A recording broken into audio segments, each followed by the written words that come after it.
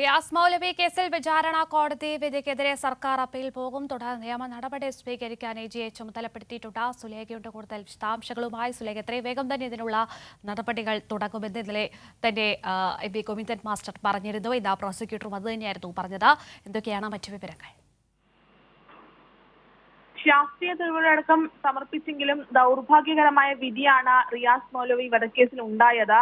ഇതിൽ ഒരു ശക്തമായ നിലപാടാണ് സർക്കാർ സ്വീകരിച്ചിരുന്നത്.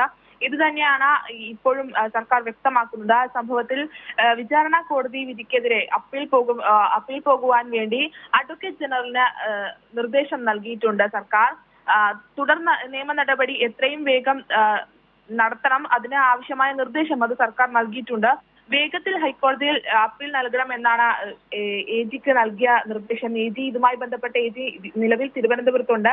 ഉടൻ തന്നെ ഈ റിയാസ് മൗലവി വധക്കേസിൽ വിചാരണ കോടതിയുടെ അപ്പീലിനെതിരെ സർക്കാർ അപ്പീൽ നൽകും എന്നത് തന്നെയാണ്. 2017 മാർച്ച് 20-നാണ് റിയാസ് മൗലവിയെ 3 RSSകാർ കൊലപ്പെടുത്തിയത്. ഈ സംഭവത്തിൽ 3 പേരും ജയിലിൽ ജാമ്യമില്ലാതെ തുടരുകയായിരുന്നു. ഈ സാഹചര്യത്തിലാണ് കഴിഞ്ഞ ദിവസം വിചാരണ കോടതി വിധി ഉണ്ടായിരുന്നത്. ഇതിനെതിരെയാണ് ഇപ്പോൾ സർക്കാർ അപ്പീൽ പോകുന്നത്. ഈ സംഭവത്തിൽ നേരത്തെ പറഞ്ഞതുപോലെ തന്നെ സർക്കാർ വലിയ ശക്തമായ ശരി, സുലേഖയാണ് വിവരങ്ങൾ നൽകിയത്.